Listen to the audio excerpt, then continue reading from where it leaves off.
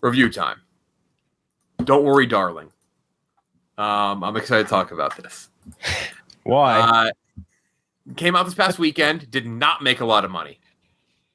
Did not do well. Avatar. I'm surprised by that just because of Harry Styles being involved. That did shock me. I thought it'd be way more just commercial. The Avatar re-release made more money. Alice and Jack are lucky to be living in the idealized community of Victory, the experimental company town housing the men who work for top secret Victory Project and their families. When cracks in their life begin to appear, exposing flashes of something much more sinister looking beneath the attractive facade, Alice can't help question exactly what they're doing in Victory and why. Florence Pugh, Harry Styles, Chris Pine, Olivia Wilde, Gemma Chan, Nick Kroll, directed by Olivia Wilde, laced with a bunch of pre-release drama. We don't need to get into that, but the movie was definitely carrying that stink going into theaters. And I will note before we give our reviews, and I'm not saying Ken Jack's about to do this, I think some reviews absolutely gave it negative reviews because of the drama. Oh, yeah. I think for sure. Ken Jack, we'll start with you. You saw it first, I believe. I think you and Gooch may go on at the same time. But yeah, we both went on Thursday. Oh wait, yeah, I went to show. Could we also just talk about our theater experiences? I think that should be off the top. Jeff, I did not see it in the city, so I did not get like a city crowd. Okay, we both had the same sort of experience, and we both went on the Thursday night previews. I think for both me and Gooch, and you can correct me if I'm wrong, our audiences, the rest of our fellow moviegoers, were mostly Harry Styles super fans. Yes. And they made the experience very unique in that they very clearly weren't there to watch a good movie. They were there to see Harry Styles. And that every single time he came on screen, they were like hooting and hollering, laughing at him when he was performing badly, going nuts. Like, what was yours like exactly? Because mine, that was basically the summation of mine. It was unlike anything I've ever experienced before. So I was in the big auditorium at Regal, which is like, I think like a 200-seater, and it was probably about 150 people in that stadium. Me and maybe 8 guys were in there, and I think I was the only one that wasn't with a girlfriend. R.I.P. me, but it was hilarious. Like, so first, and this isn't a spoiler too much, but Olivia Wilde does come on the screen pretty early in the movie. The second she comes on screen, you just hear about 30 different girls boo. Yep. Boo. Booing Olivia Wilde. Absurd. They would laugh every time Harry Styles did anything, which I don't think he was that bad, but we'll get into that in a minute. But they would laugh anytime he tried to do any kind of dramatic anything. When the twist does happen, which we'll talk about that, the whole crowd just started just dying laughing. I'm not kidding. People were just laughing. It was very fun. It was a very fun theater experience. Yeah, easily the best part about the movie was the theater going experience, I would say, by like a huge margin. Yes, it was awesome. But outside of that, I think just from a pure movie perspective, it's definitely like in the back of my mind watching this, like all the drama surrounding it. But I'm just like, at the end of the day, if it's a good movie, I don't care, because there's plenty of movies with bad productions that have made great movies, right? Like very troubled, directors not getting along with cast members, them yelling at each other, but like the product ends up being great. And like I was like, maybe that's the case. Trailer for this was so cool. Olivia Wilde solid and book smart, so like maybe she could do something cool here. But I think with this movie, it fell into and this is like I think the first thing I tweeted when I came out, it falls into my absolute least favorite category of movies, which is movies that think they are doing something really, really cool and smart when they really aren't. And that is like the definition of this movie. It's just kind of chock full of pretty shitty cliches, and it's just painful watching because like you could tell Olivia Wilde throughout this movie, and like I think she helped with the script or something too. Like she thinks it's something really, really like groundbreaking, and really the only thing good about the movie is that it's like nice to look at. Like that's the one super redeeming thing. Like Florence Pugh's awesome, as she is in like every single movie. She's nice to look at. She's nice to look at, yeah, sure. But like the movie was like shot well. There's some cool, interesting shots and shit like that.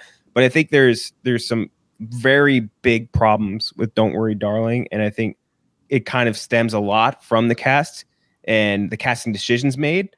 And Pugh, obviously the star, like we were saying before, best actress or actor in the movie by a huge margin, massive margin, just from a pure performance aspect. I don't think this is her strongest performance, but like for her, that's like not a bad mark because her work is always so good. It's like just slightly below that. But every other person in this, like Harry Styles was such a square peg to this movie's round hole. Yeah. It is insane. And on top of that, I think I disagree with you, Gurich. I think he had a brutal performance in like a really standout way, which was made worse by the fact that he was acting up against Florence Pugh, who was a monster. Like it made him look so much worse by comparison. And maybe he in the bubble, he was fine, but like seeing him act up against Pugh made him look so bad. And Chris Pine, like he gave a good performance, but he was such a bad fit for that role. Like he should never have gotten that. And like, I don't mean like he should have turned it down or something. Like it just was not a role for him. And like Nick Kroll, why is he in this? Why is Nick Kroll in this? I'm not saying like actors can't like have range and go do different shit. Nick Kroll is like, it stops you in the middle of your tracks to be like, oh, this is a movie. Like that's Nick Kroll. Like it's not like, and you could say this kind of the same thing about Harry Styles, but Harry Styles was in a Christopher Nolan movie. Like, but this dude, like he wasn't bad. It's just, he didn't stand out or he stood out. And I think what made the acting made worse is the fact that Pugh and Styles had no chemistry, like absolutely zero chemistry. They did not like come across as a loving couple at all. And the pairing was so inorganic. Like the scenes where they try to make out, and I know you guys saw this scene, the one scene where they were doing the make out, not make out, I was like melting into my chair, sucking in my teeth. Like it was so bad. But again, I think one of the more frustrating things is like from a technical aspect, like there's cool shots, some cool uses of color. It makes you feel like you're in the desert. Yeah, for sure. Like the Palm Springs feel like you feel the heat off the screen. Like it was shot very, I didn't like the way it was edited, but the way it was shot was, yeah, that was really cool. Yeah, and like it is shot in Palm Springs, and like you could see almost that same sort of shooting style in the movie Palm Springs. Like they really highlight that desert feel, and I think that part was cool. But then if you get into the story aspect of this, I think I'm not sure if you guys felt this way. I felt when I started watching this movie, like this, it very clearly wasn't supposed to be. It's not in the 50s. Like they're not in the 50s. My thought process was like this is some sort of self-contained cult out in the modern day desert, like The Village. Like The Village. Yeah. That was the vibes I got from this movie. I'm like, it's clearly not in the 50s. Like I don't know what the situation is. So like when the twist came and and Harry Styles, by the way, who they tried to ugly down, and it was. So we into spoilers now? Yeah, I guess. Okay, what's your score? What's your score? All right. My score for this is going to be. It's hard. I didn't write it down because I was like, I don't even know where I put this. It's like, again, Florence Pugh, great job. Technical aspects, some shots, some shit like that, like the symmetrical circle shit, cool. Everything else is pretty bad, and so I think for that reason, I dump it somewhere in like the 40 range, 39. I think 39 I'm happy with, and it's not the worst movie. It is just so frustrating because you see like the pieces there for something better, which is a problem we've had with a lot of movies I think this year, and it was just a very frustrating watch for me because, like, again, on the technical aspect, they were doing some great things, and then just from the back end, a lot of things were just done wrong. So, yeah, frustrating ass movie for me to say the least. Gooch, would you rate it?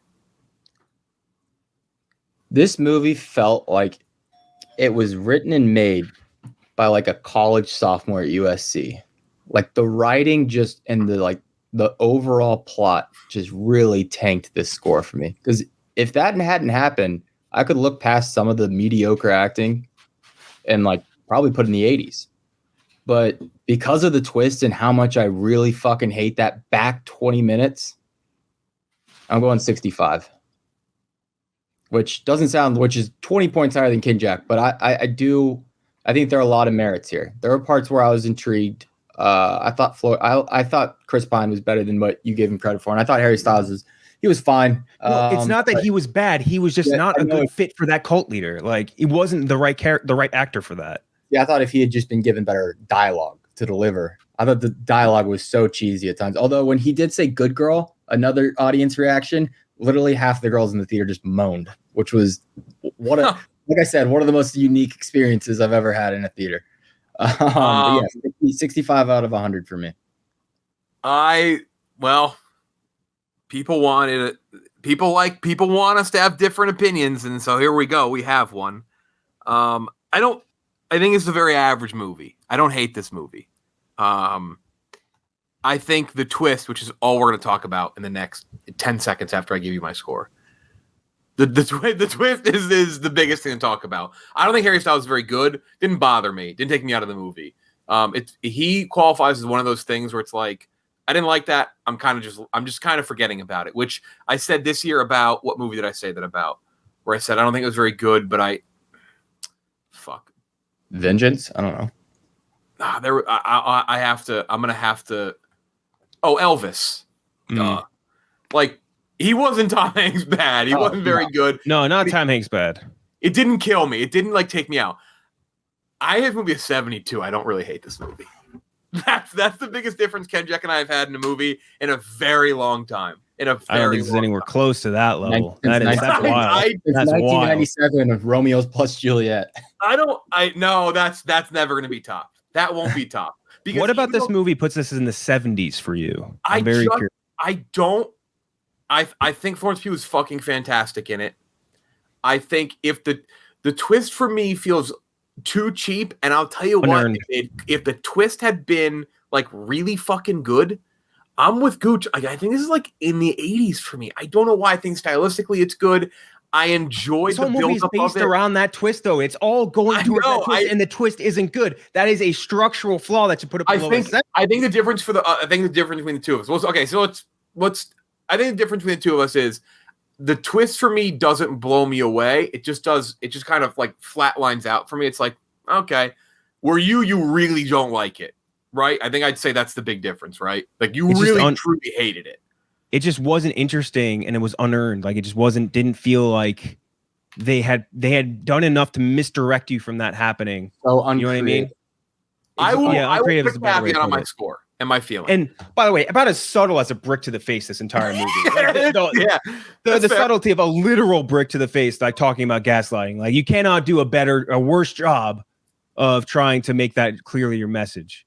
I didn't mind how it ended either. I will know. I am going to see this again. I was absolutely, I will admit this, for sure swayed by some of the comments going into it. I had seen this after we all seen it, saw it last, saw it after all the comments, all the reviews. I didn't hate it as much. We'll see. I'm going to watch it again. Spoilers, though. If you do not want this movie spoiled, which I don't know, maybe you don't. Yeah, but this is rated the same as Uncharted? One of the best movies of the year. The twist is better than Minions, though. You have it. The twist here is what's the best way to describe it? They live in. By the way, someone compared it to Serenity. By the way, it's the Truman Show, but Harry Styles eats pussy. Yeah. By the way, no one so clearly has never had to actually eat pussy in their entire life than Harry Styles in that scene. You see his head; he's just like in here going like this, like. Whoa. Like that's a guy who's so hot that every girl who's ever eaten out, which probably isn't much, has been like, "Oh, Harry, you're so good," and like he doesn't know what the fuck he's doing. He wrote a whole song. He had a #1 hit about eating box. I just what? That's exactly because he wants to get actual more pussy. Like that's what I'm saying. It's like he's trying to trick people. They live in a virtual reality. They live their life at home. The characters moved. I'm going to say their actor names: Florence Pugh and Harry Styles. Things aren't going great. Harry Styles likes to follow this like cultish leader played by Chris Pine, finds a way to live in the 1950s in a virtual reality, a metaverse type thing where it would seem as though, right, that the men in this world, when they go to work, they're actually like leaving this reality to go to work and actually make money so they can live, while their wives are basically kidnapped and just live within this reality. And he like forces her into this reality, kidnaps her or whatever, and makes her live in this reality. So that's the twist. The twist is that they're not only not in the 50s, because I did think for a while this was like The Village, like you mentioned, Kendrick. I was like, oh, she drives out, and I'm happy it wasn't that. I'm very happy it wasn't that. For what it's worth, if I had to pick between these two twists, I would pick the one they used. That was right. No, so that would have been like, see that for me, I would have landed where you were like, holy, that would actually piss me off. But like, this is The Village. Like this is just 2022's The Village. For me, it was definitely a dud, but not at like this was so fucking stupid and so. But this isn't the trees, the plants are killing people from the happening. Yes. I was kind of like, yeah, sure. I was like, okay, I kind of like the way it ended. I like, I'm glad they didn't do some over explanation of how it ended and like, hey, this is what happened to her. Like there's, I mean, I guess the assumption she escapes, but for me, it's just like, okay. Because I liked everything going up to, like, I didn't mind. I was like, oh, I'm kind of enjoying this. Like, hopefully the twist is like really sick. Because then, you know what? I would love to be like, fuck, man. Like, we're really hating this movie just because like Olivia Wilde might be a piece of shit. I mean, I don't know. I love Midnight in Paris. So again, art, not the artist. Whatever. Chinatown, great movie. The Browns still. So, I just like my thing is it was just very average. It was just very, very, very average. It was just, I don't know. That's where I landed. I literally laughed when I left theater. I'm like, man, I don't know. But here's the thing: the way you've described it, you're like, this twist was not that good. Harry Styles, co-lead of this movie, not very good. Like, you're describing these things that should take this below an average movie. These are all things that should put it below. I'm for sure excusing Harry Styles. I will say that. I'm excusing that off because I liked Florence Pugh for me, balanced it out enough where I was okay with. Like, he was just fine. Like, it was in the grand scheme of things, it was fine. Then he was just whatever. The twist for me, I don't even want to call it not good. I just think it was incredibly baseline average. Like, okay, sure. Like, it's a shoulder shrug. I don't think it was horrible.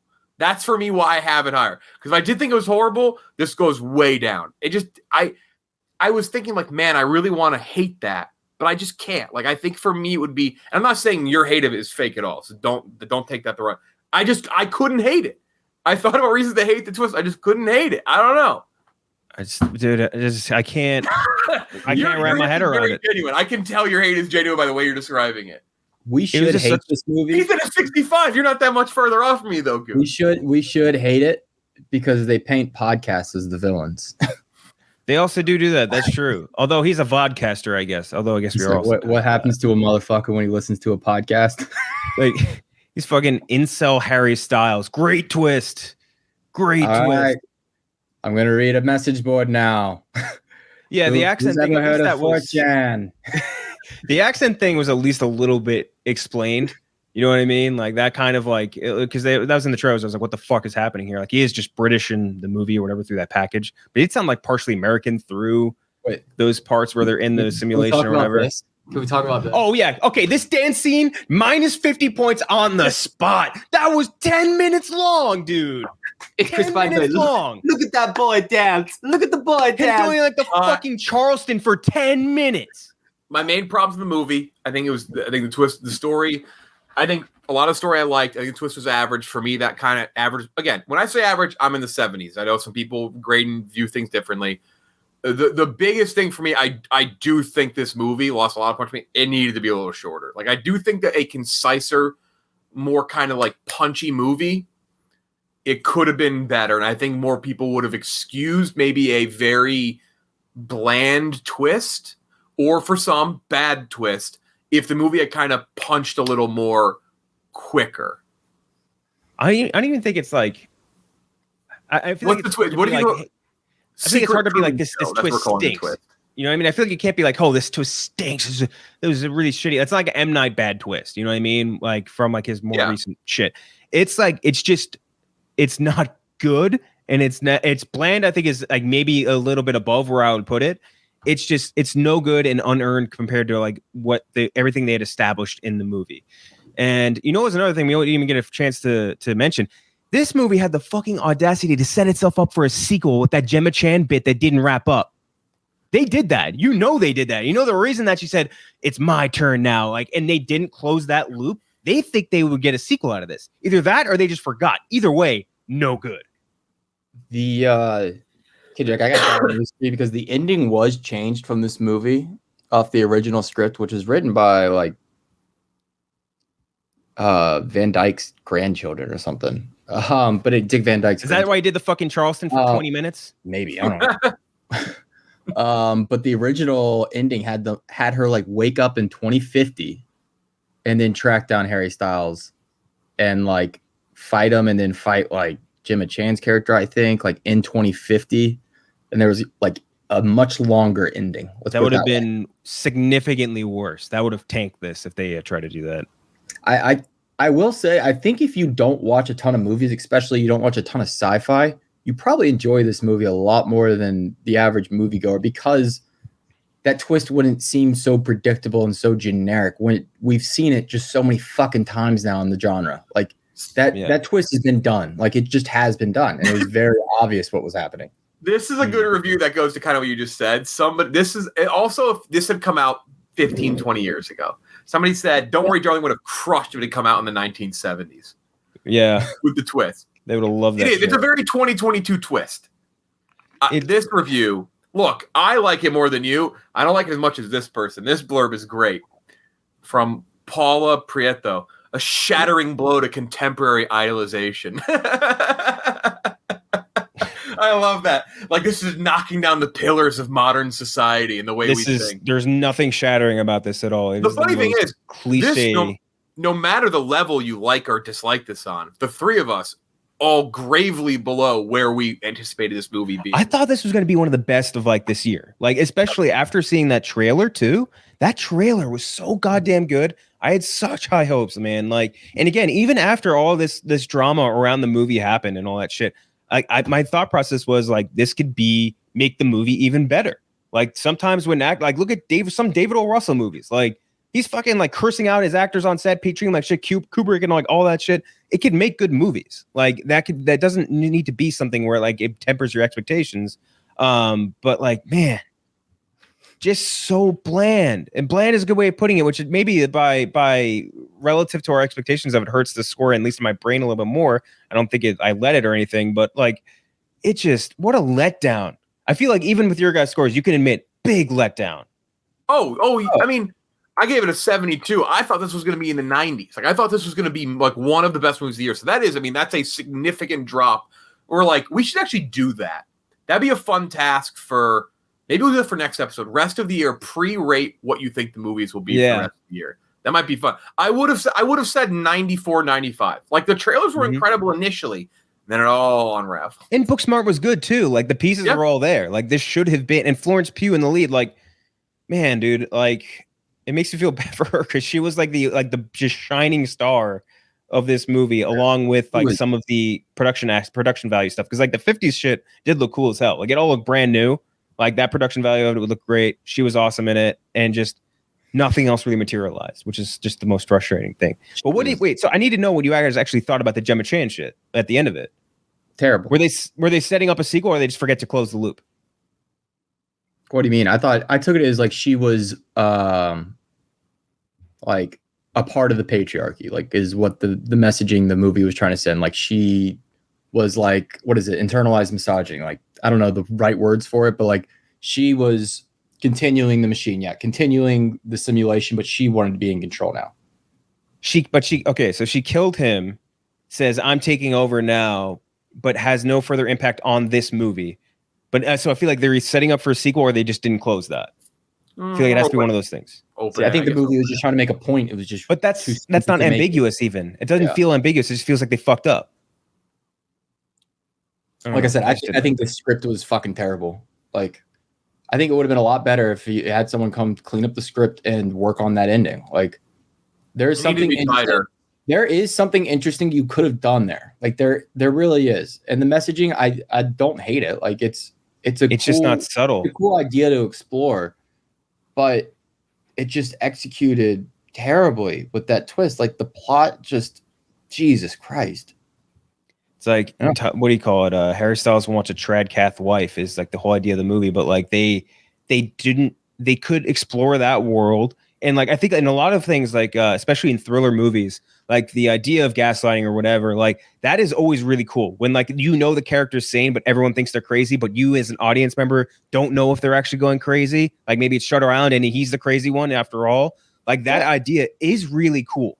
But I feel like the way they approached this was without an ounce of subtlety, and that crushed that sort of like I don't know, like the expectation for what they were going to do with that. I feel like if they just removed a lot of that and allowed it to just exist, or with like a degree of subtlety, like I could have been a lot more interested, or at least invested in what was happening. Here's a review that kind of echoes your sentiment, Ken Jack, and your feelings on the movie. A steaming pile of dog shit covered in Macy's department store perfume. I think Macy's might be too cruel. It looked good. Like, I described it when I blogged it. I said it's like a brand new Lamborghini filled with baked beans. Like, it's just absolutely gorgeous to look at. Nothing of value really inside. It's just there was nothing there. But yeah, again, look gorgeous. Florence Pugh was really, really awesome. And like, you can't take those two things away from this movie at all. I think you could take away a lot of other things. But Pugh rocked. And man, like LeBron on the 07 Cavs. Literally, yes. Like, we should put up the graphic Harry Styles and DWD, and it's just the Tony Snell stat line. Jeff, you might agree with me here, but like, I don't think this movie works on any level without Florence Pugh. Like, I'm not sure who you can plug in there to really carry that movie from start. Yeah, she was great. I mean, I loved her in this movie. Like, I thought she was like great. Yeah. I actually thought she might not be, because I was like, maybe this whole like press thing is like she thinks she did a good job, but like it's kind of crazy. She was great, and then she's in the hospital right now. So insanely mediocre average movie. Yeah. Hopefully she gets better soon. Well, don't worry, darling. 3 very different scores. 65. A movie. I feel safe saying this. I don't think any three of us will ever watch this again for the rest of our lives. I'm going to watch it again. I will. Because I do. Okay. After its theatrical run, I don't think any of us will ever watch it again. After the initial review bubble, no, I will probably. But that's the case for many movies we watch. I can't wait for the little whatever they're gonna do. They're gonna do like a docu-series or like bonus features. Someone will do like a little series on the behind the scenes of this movie. Did you see how they had like 40 staff members sign a document saying nothing bad happened on set? It's like, now you made me think it's happened more by doing that. It's like that tweet of the guy is like, my not a human trafficker shirt has raised more questions than I thought were answered by the shirt. It's like, well, now I think that something happened because you did that. Whatever, man. I wish Chris had been here. Chris hasn't seen it yet. We're gonna have to. I think Chris would have crucified it. He might have had a lower score than me. Chris like randomly likes it though too. I don't know. That too. Yeah, you never know. He's hard to predict. No, he'll probably. I imagine he'll dislike it.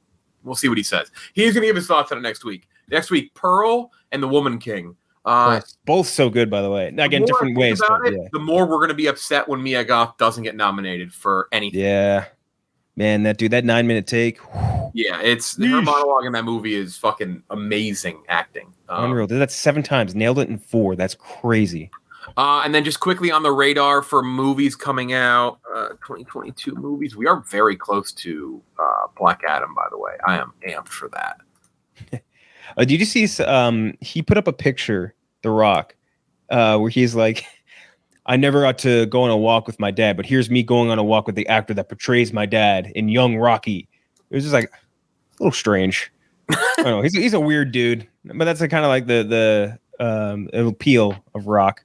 Hocus Pocus 2 and Bros are coming out. Bros here is like pretty solid. Smile 2. They're doing like weird. That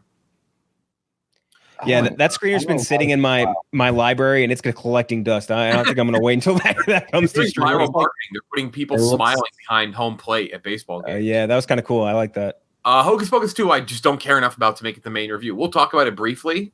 But Pearl and Woman King will be main reviews. And then the week after that, we have Hellraiser in Amsterdam. Mm-hmm.